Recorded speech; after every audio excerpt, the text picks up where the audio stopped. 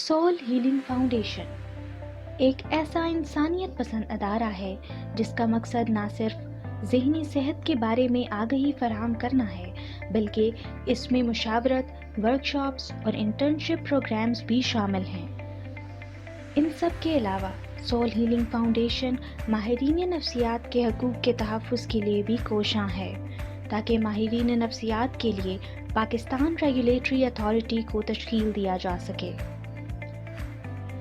इस अदारे में माहिरीन नफ्सियात अपनी रज़ाकाराना खिदमात सर अंजाम दे रहे हैं। इन सब का मकसद दुनिया को रहने की ऐसी जगह बनाना है जहां इंसानों को ज़हनी सुकून और इत्मीनान क़ल्ब मिल सके।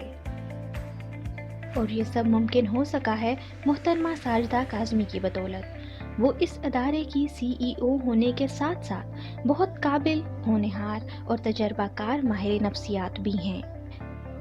उन्होंने भरपूर जोशो जज्बे के साथ सोल हीलिंग फाउंडेशन की बुनियाद बहुत नेक तमन्नाओं के साथ रखी है।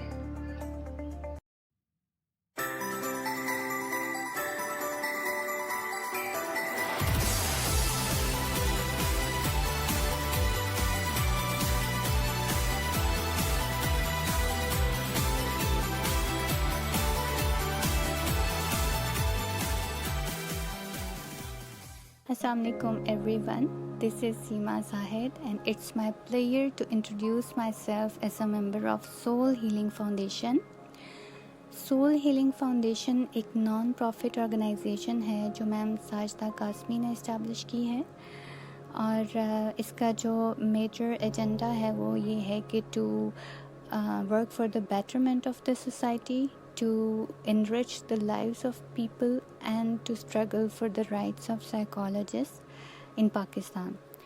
और एक वाइड रेंज ऑफ सर्विसेज है जो मैम और उनकी टीम इस प्लेटफॉर्म के थ्रू ऑफ़र कर रही है, जिसमें मेंटल हेल्थ अवेयरनेस कैंपेन्स भी आती हैं, जिसमें एजुकेशनल प्रोग्राम्स हैं, ट्रेनिंग वर्कशॉप्स हैं, उसमें हमारे पास असेसमेंट एंड थेरेप्यूटिक सर्विसेज हैं और इवन ऑनलाइन इंटर्नशिप प्रोग्राम्स भी अवेलेबल हैं। तो it's an excellent initiative no doubt. और जहाँ जहाँ तक मेरी ये ऑडियो पहुँच रही है, जहाँ जहाँ तक ये मैसेज जा रहा है, उन सब से मेरी ये रिक्वेस्ट है कि आप सब हमें सपोर्ट करें, इस इनिशिएटिव को प्रमोट करने में हमारी हेल्प करें, अपने सर्कल में लोगों से शेयर करें सो दैट इसके जो बेनिफिट्स हैं वो मैक्सिमम लोगों तक पहुँच सकें। और बहुत सी बेस्ट विशेस मैम के लिए, उनकी टीम के लिए बहुत सी दुआएं। So coming to the topic of the day, आज हम SHF की लेक्चर सीरीज़ के थ्रू जिस टॉपिक को डिस्कस करेंगे वो है इंडिविजुअलाइज्ड एजुकेशन प्रोग्राम, और इसको शॉर्टली IEP या इंडिविजुअल एजुकेशन प्लान भी कहते हैं। But before getting into details, I would like to share an outline with you people so that आपको आइडिया हो जाए कि during discussion हम किन किन points को touch करेंगे। So first of all we will see the definition of the concept, then we will go through the rationale, then IEP team formation, then basic steps and stages in IEP preparation, then IEP meetings, and then we will see the benefits of IEP, and then we will move on to the conclusion of the topic.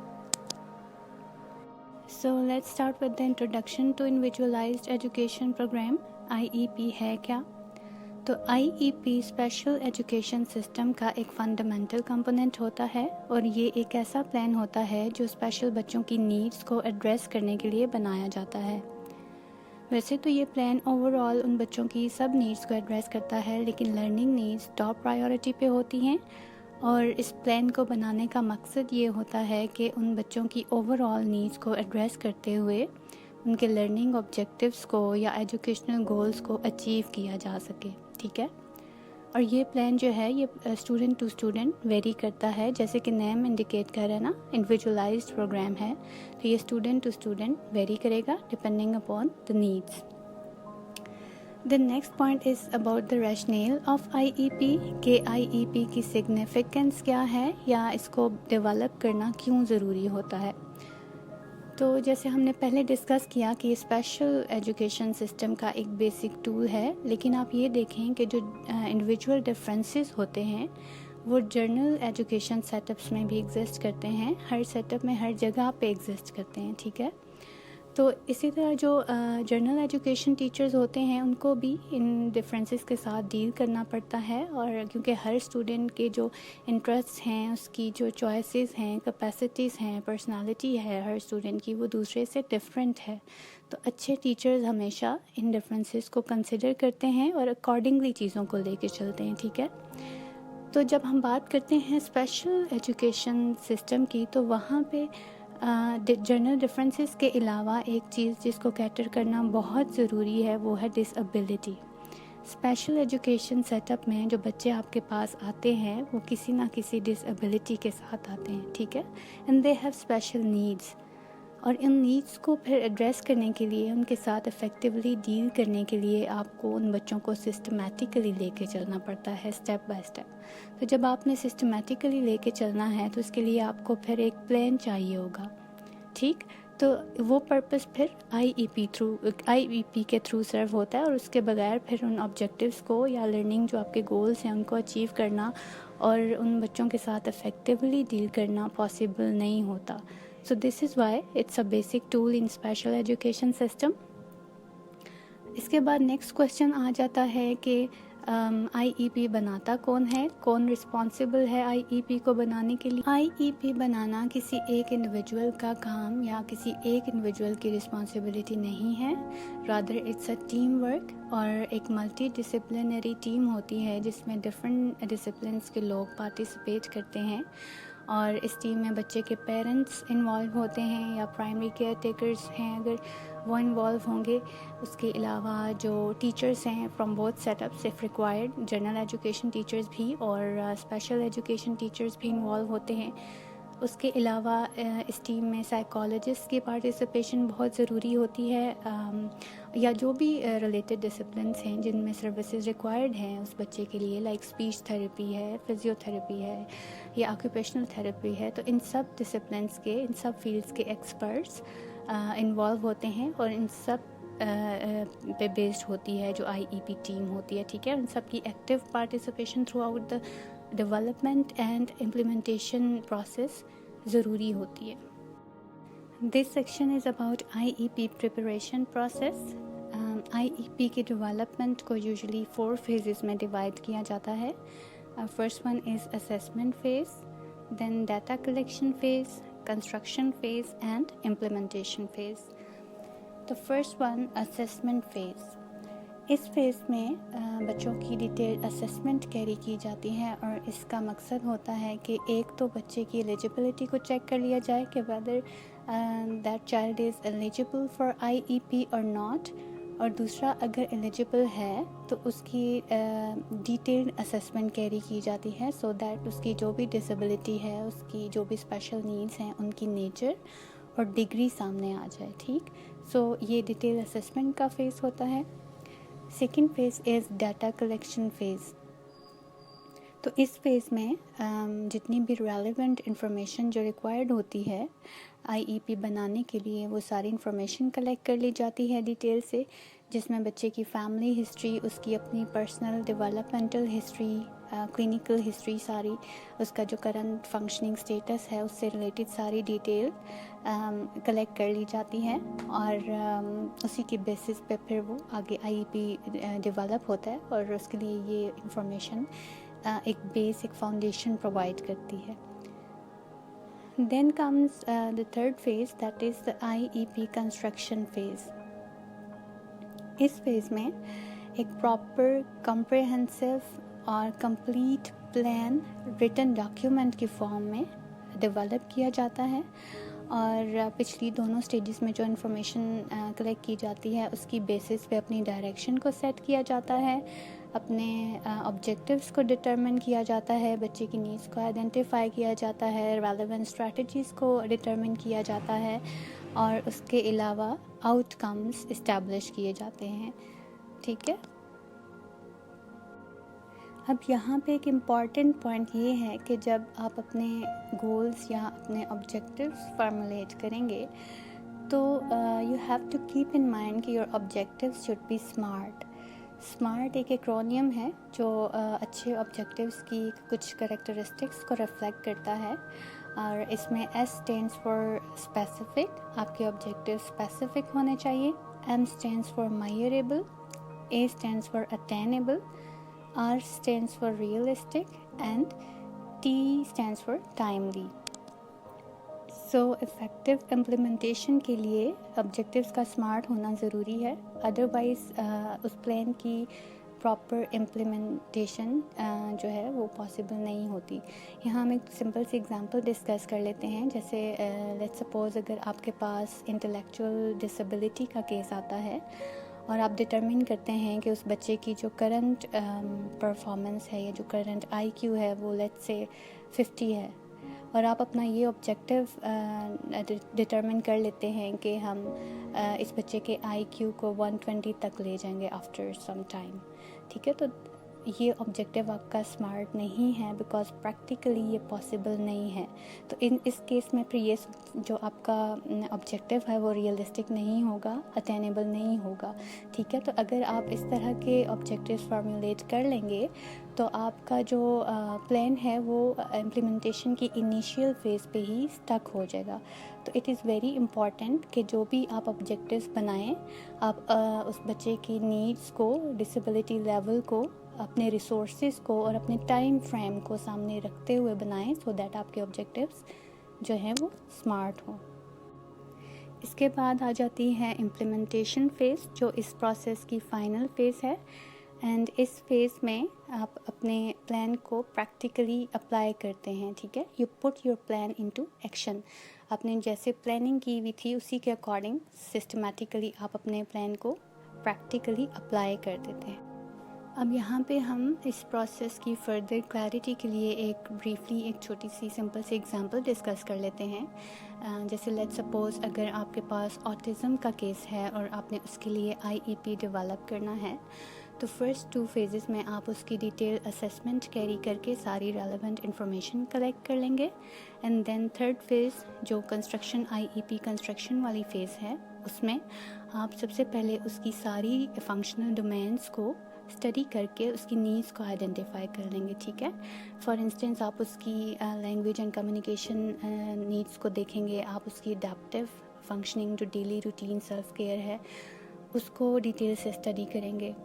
फिर आप उसकी cognitive domain को देखेंगे, behavioural domain को देखेंगे, social को देखेंगे, psychomotor domain को देखेंगे, ठीक है। तो 1 बाय 1 आप इन सब डोमेन्स को डिटेल से स्टडी करके तो उसकी नीड्स आइडेंटिफाई कर लेंगे। उसके बाद नेक्स्ट स्टेप ये होगा कि आपने रेलेवेंट स्ट्रैटेजीज़ या जो सर्विसेज रिक्वायर्ड हैं उस बच्चे को डील करने के लिए, आप उनको डिटरमिन करेंगे, उनको आइडेंटिफाई करेंगे, ठीक है। जैसे इस केस में लाइक ABA थेरेपी रिक्वायर्ड होगी। अगर उस बच्चे की कोई स्पेसिफिक कम्युनिकेशन या लैंग्वेज नीड्स हैं तो स्पीच थेरेपी रिक्वायर्ड होगी। अगर कोई ऐसे सेंसरी इश्यूज़ हैं तो फिर ऑक्यूपेशनल थेरेपी सेंसरी या मोटर इश्यूज़ के लिए मोस्टली यूज़ होती है। तो उस सूरत में आप ऑक्यूपेशनल थेरेपी को आइडेंटिफाई करेंगे एज अ रेलेवेंट सर्विस, या कोई भी रिलेटेड जितने भी एरियाज़ आपको नज़र आएंगे जो सिग्निफिकेंट नीड्स हैं उनसे रिलेटेड सारी सर्विसेज को आप आइडेंटिफाई कर लेंगे 1 बाय 1 हर डोमेन से रिलेटेड। आप फार्मूलेट करेंगे अपने ऑब्जेक्टिव्स, जहाँ बहुत लॉन्ग टर्म और शॉर्ट टर्म ऑब्जेक्टिव्स फार्मूलेट करते हैं, मेंशन करते हैं डिटेल से, और साथ ही साथ आप उन ऑब्जेक्टिव्स को अचीव करने के लिए जो भी रेलेवेंट स्ट्रैटेजीज़ या टेक्निक्स आपने यूज़ करनी है उनको भी डिटेल से मेंशन करते हैं। फॉर इंस्टेंस अगर लैंग्वेज और कम्युनिकेशन डोमेन है और आपने असेस किया है कि करंट जो बच्चे की वोकैबुलरी है या जो प्रोफिशिएंसी है लैंग्वेज की वो लिमिटेड है, तो आप अपना ऑब्जेक्टिव सेट करेंगे कि हमने इस बच्चे की जो वोकैबुलरी है उसको रिच करना है, एक्सपेंड करना है। एंड लेट्स सपोज़ कि आप अपना ऑब्जेक्टिव सेट करते हैं कि विद इन 1 मंथ हम इसको 20 न्यू वर्ड्स या 20 न्यू नाउन सिखा देंगे, ठीक। अब आप आगे ये भी बताएंगे कि आप वो नाउन्स उसको कैसे सिखाएंगे, अपना ऑब्जेक्टिव कैसे अचीव करेंगे। तो लेट्स सपोज़ आप मेंशन करेंगे वहाँ पे कि आप वो नाउन्स क्या किसी वर्कशीट्स के थ्रू सिखाएंगे, कोई पिक्चर्स यूज़ करेंगे, या कोई फ्लैश कार्ड्स यूज़ करेंगे, कोई एक्टिविटीज़ अरेंज करेंगे उनको सिखाने के लिए, या कोई गेम्स के थ्रू सिखाएंगे, कैसे सिखाएंगे।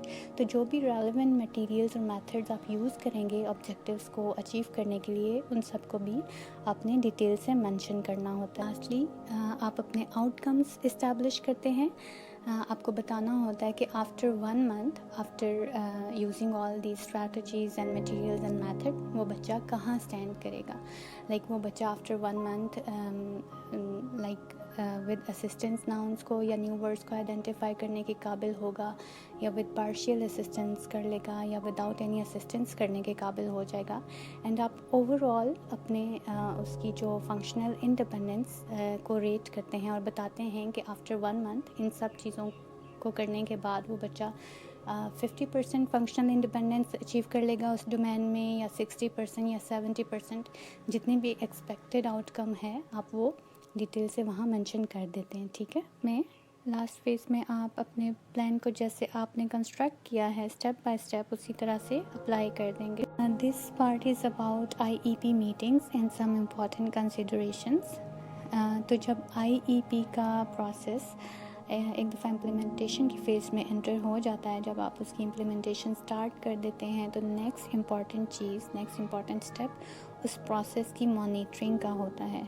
ठीक है, तो उस प्रोसेस को ओवरऑल मॉनिटर करने के लिए और इवैल्यूएट करने के लिए फिर IEP मीटिंग्स अरेंज की जाती हैं, और इन मीटिंग्स में जितने भी टीम मेंबर्स हैं उस प्लान के, उन टीम मेंबर्स की पार्टिसिपेशन मस्ट होती है। और इन मीटिंग्स को अरेंज करने का मकसद ये होता है कि एक तो IEP के प्रोसेस को ओवरऑल मॉनिटर किया जा सके, उसकी इफ़ेक्टिवनेस को असेस किया जा सके, इवैल्यूएट किया जा सके, और दूसरा बच्चे की जो प्रोग्रेस है उसको ट्रैक किया जा सके। और अगर कोई फ़र्दर कोई मॉडिफिकेशंस रिक्वायर्ड हैं किसी भी फेज़ में, तो उन मॉडिफिकेशंस को किया जा सके।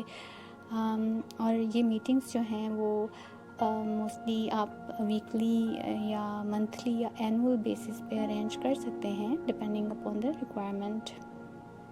The next part is about important considerations. तो उसमें बाज़ दफ़ा आपको डिसेबिलिटी के अलावा भी कुछ ऐसे फैक्टर से डील करना पड़ता है जो IEP के ओवरऑल प्रोसेस को इन्फ्लुएंस कर सकते हैं। ठीक है, लाइक अगर कोई उस बच्चे के बिहेवियरल इश्यूज़ आ रहे हैं, जैसे इस तरह के बच्चों में मोस्टली बिहेवियरल इश्यूज़ एग्जिस्ट करते हैं, जैसे टेम्पर टेंट्रम्स, मेल्टडाउन्स, एग्रेशन, स्टबर्नेस। तो इन चीज़ों को फिर डील करने के लिए आपको IEP के साथ साथ एक प्रॉपर बिहेवियर मैनेजमेंट प्लान भी बनाना होता है, और इन चीज़ों को एड्रेस करना ज़रूरी होता है। ठीक है, बिहेवियरल इश्यूज़ के अलावा लाइक कोई ऐसे लैंग्वेज बैरियर्स आ रहे हैं, जैसे बच्चे की अगर नेटिव लैंग्वेज डिफरेंट है और थेरेपिस्ट की डिफरेंट है, तो उस बैरियर को ओवरकम करने के लिए आपको प्लान बनाना पड़ेगा, स्ट्रैटेजीज़ आइडेंटिफाई करनी होंगी। इसी तरह से अगर उसकी कोई स्पेसिफिक कम्युनिकेशन नीड्स हैं, जैसे अगर डिसेबिलिटी, लर्निंग डिसेबिलिटी के साथ साथ अगर उस बच्चे में विजुअल इम्पेयरमेंट है या हेयरिंग इम्पेयरमेंट है, तो उसको आपको अकॉर्डिंगली डील करना होगा, उसको एड्स प्रोवाइड करने होंगे, या कोई भी असिस्टिव टेक्नोलॉजी अगर उसको चाहिए, कोई ऐसे साइकोमोटर इश्यूज़ हैं, तो अकॉर्डिंगली फिर आपको उन इश्यूज़ को डील करने के लिए भी प्रॉपरली सिस्टमेटिकली चलना पड़ता है, क्योंकि अगर आप इन चीज़ों को इग्नोर करेंगे तो आपका जो IEP का जो इम्प्लीमेंटेशन प्रोसेस है वो इफ़ेक्टिव नहीं होगा, वो इन्फ्लुएंस होगा। ठीक है, So moving to the last part of discussion, that is the benefits of IEP. IEP students, teachers और parents को कैसे benefit करता है। तो students के लिए IEP का benefit ये है कि regardless of their disability वो learn करने के, grow करने के और functional independence achieve करने के काबिल होते हैं as much as possible। और टीचर्स के लिए ये प्लान जो है ये कंप्लीट गाइडलाइन, एक रोड मैप प्रोवाइड करता है कि बच्चों के साथ कैसे डील करना है और अपने एजुकेशनल टारगेट्स को कैसे अचीव करना है। और फॉर पेरेंट्स इसका सबसे बड़ा बेनिफिट ये है कि एक तो वो अपने बच्चों की जो डिसेबिलिटी है या जो उनकी नीड्स हैं उनको प्रॉपरली अंडरस्टैंड करने के काबिल हो जाते हैं, और सेकेंडली ये कि जो बाकी टीम मेंबर्स हैं या जो टीचर्स या थेरेपिस्ट हैं उनके साथ सेम पेज पे आके काम कर सकते हैं, अपनी इनपुट दे सकते हैं। और सबसे बड़ी बात ये है कि बच्चे को घर पे क्वालिटी टाइम मिलता है, क्योंकि पेरेंट्स के पास वो प्लान होता है और पेरेंट्स उसको फॉलो करते हैं। उनको पता होता है कि किस पॉइंट पे बच्चे के साथ कैसे डील करना है, तो बच्चे को घर पे भी क्वालिटी टाइम मिलता है। So concluding this topic, IEP special education system के लिए एक बैकबोन की हैसियत रखता है, और ना सिर्फ स्पेशल एजुकेशन सेटअप बल्कि कोई भी ऐसा सेटअप जिसमें इंडिविजुअल सेंटर्ड अप्रोच अडॉप्ट करने की ज़रूरत है, लाइक कोई थेरेप्यूटिक सेटअप है या कोई ऑर्गेनाइजेशनल सेटअप है, तो उसके लिए भी आप अकॉर्डिंगली इस प्लान को मॉडिफाई करके यूज़ कर सकते हैं और इससे बेनिफिट ले सकते हैं। So this is all about IEP। अगर आपके माइंड में कोई रिलेटेड क्वेश्चन है या कोई पॉइंट क्लियर नहीं हुआ तो आप पूछ सकते हैं, और फीडबैक ज़रूर दीजिएगा, क्योंकि आपकी फ़ीडबैक हमारे लिए बहुत वैल्यूएबल होती है। I am really thankful to all of you for your kind attention, and I am highly thankful to ma'am Sajida Kazmi for having me on this platform. Stay blessed all and remember in prayers. Allah हाफ़िज़।